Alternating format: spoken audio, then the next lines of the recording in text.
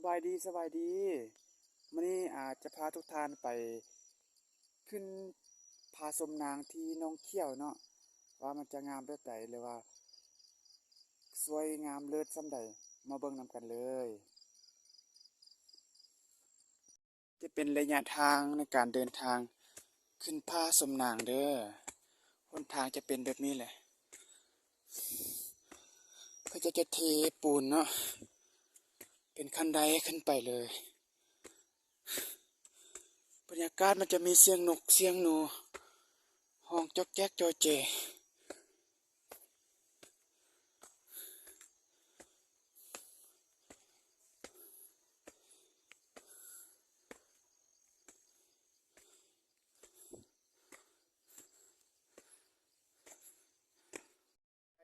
มาเที่ยวน้องเที่ยวเด้อน้องเที่ยวบางหน่อยเด้อ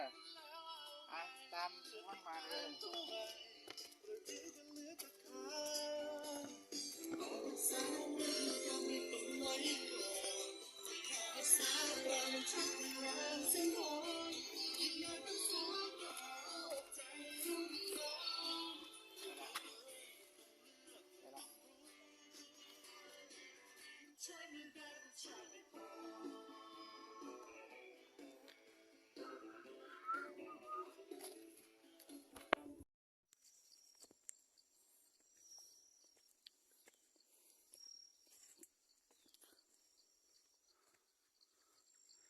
นี่บอนทำอิฐเนาะ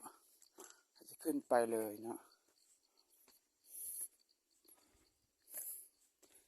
จะขึ้นไปฮอดสันสุดก่อนแล้วจึงกลับลงมา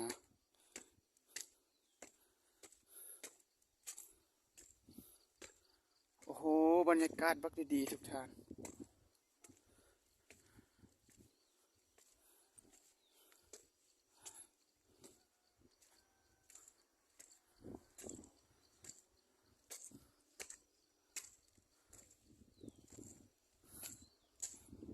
เขากำลังก่อสร้าง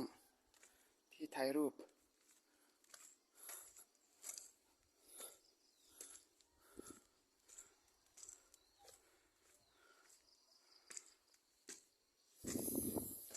ว้าวสวยงามเลยธรรมชาติส่วนเล็บล้วนๆเนาะ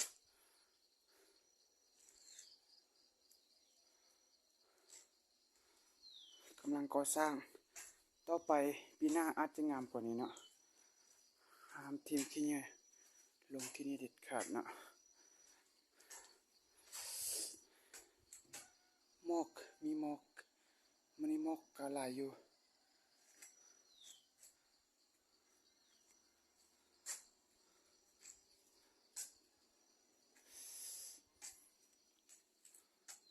พาสมนางน้องเขี้ยวมาง่อยเด้อ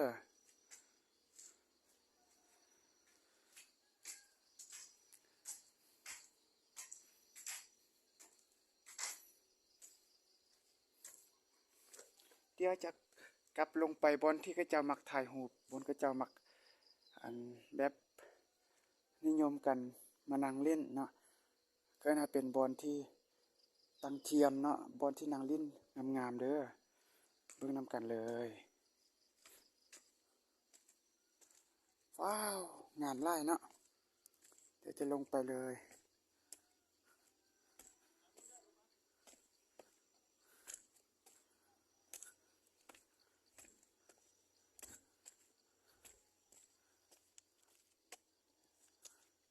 บนนั่งเล่นเด้อเบื้องลุมงามหลายเนาะสวยมากเลยดอกดาวเรืองกำลังบานอยู่เทิงโอ้บรรยากาศดีหลายสุ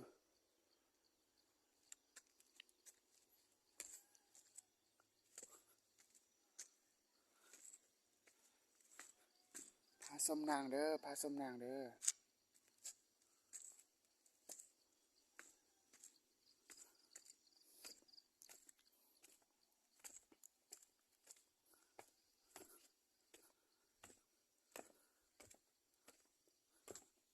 จะถ่ายวิวเนาะ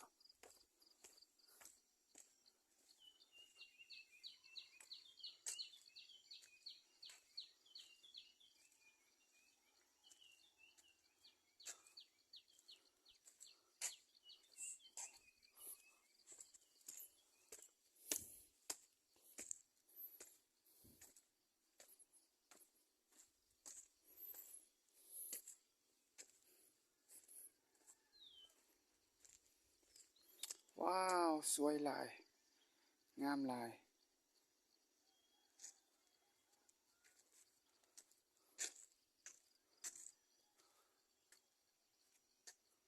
เที่ยวไปพร้อมเนาะแล้วก็ได้ความรู้ไปพร้อม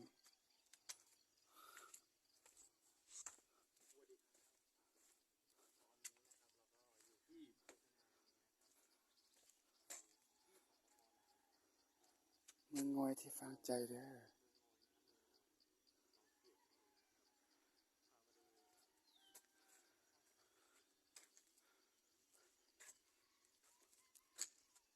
ที่นี่เมืองลาวเด้อ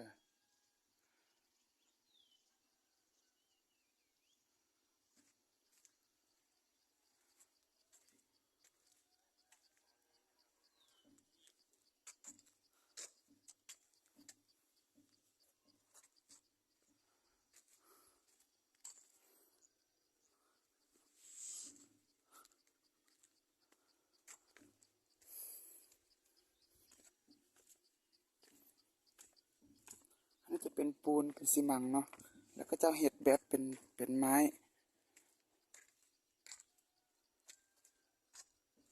เฮ็ดจะเป็นไม้เทียมอันนี้บ่แม่นไม้เด้อทุกท่านเป็นปูนแน่นหน้าดีอันนี้เฮาเลี้ยวเบิ่งทางลมจะเห็นมีน้ำเนาะ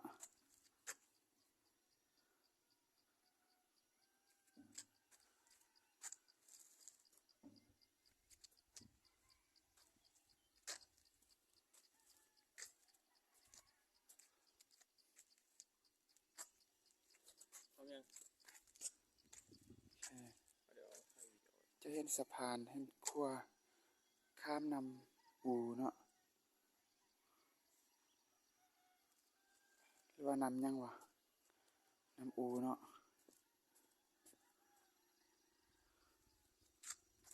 ตรงไหนมันมองเห็นมากกว่าตรงนี้หรอใช่เอาไหมสบายดีพาสมนางเด้อสบายดีพาสมนางเด้อ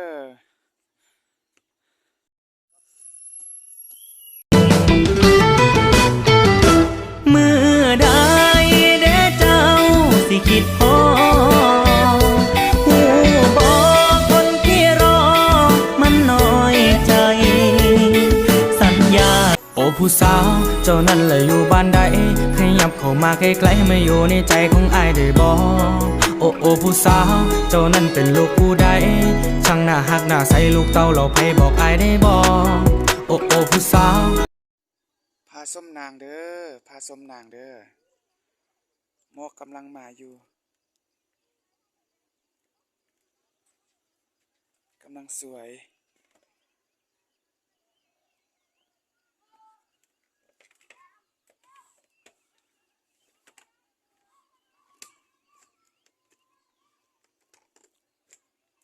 ที่น้องเขียวหลวงพระบางเด้อที่นี่ที่เดียวในโลก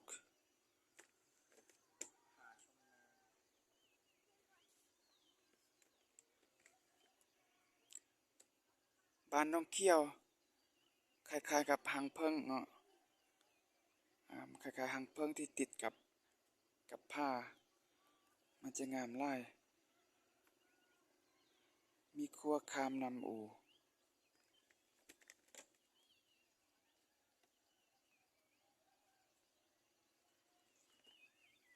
อันรูปเป็นสันที่ก็จะตกแต่งด้วย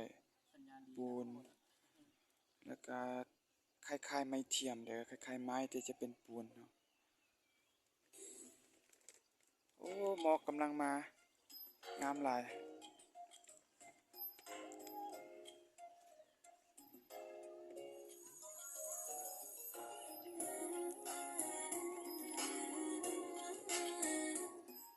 ที่นี่เมืองลาวเด้อ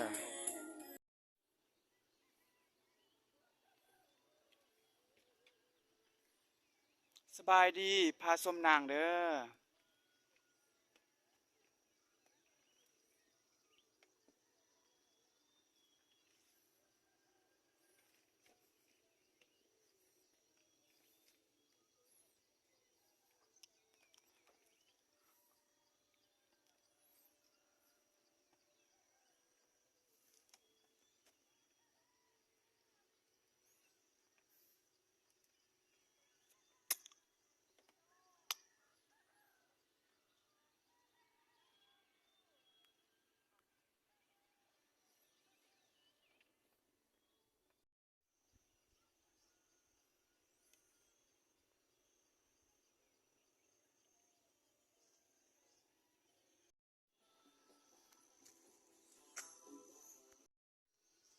สบายดีสบายดีมาเที่ยวเมืองงอยเด้อ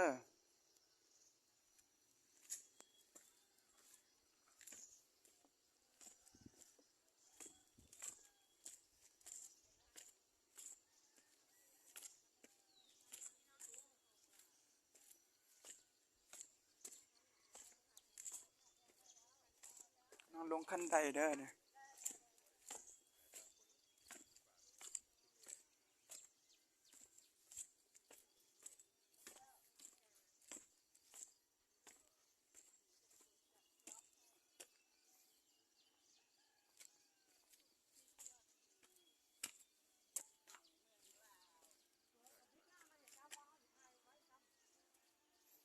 ที่นี่เมืองงอยเด้อ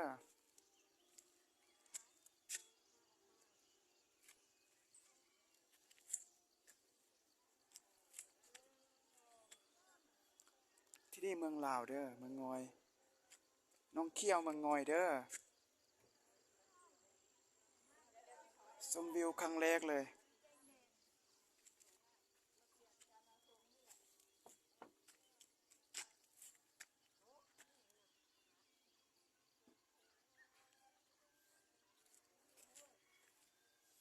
เดี๋ยวจะลงไปเบิ่งลุม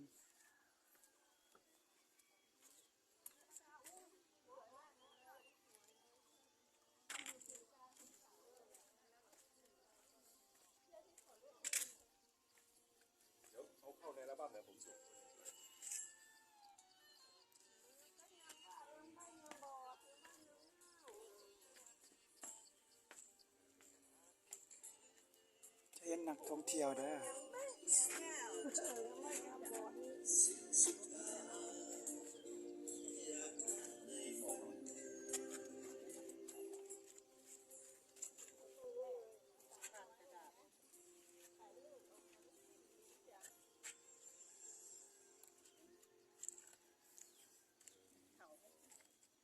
สวยงามเลย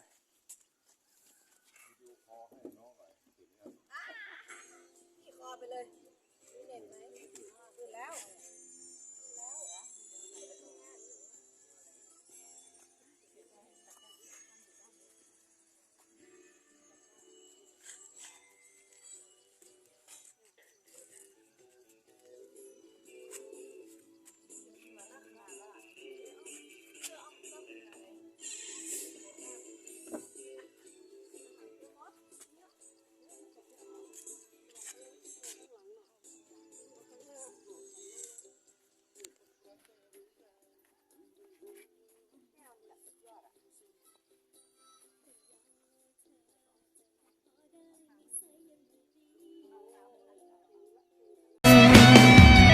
กลับบ้านเถิดนาท้องนายังคอย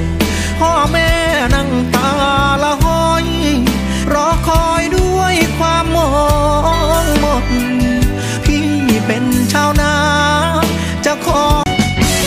แปดเก็บอยู่แบบเจ็บๆอย่างคนเป็นน้อย มีหน้าที่คอยช่วยเธอที่รอผู้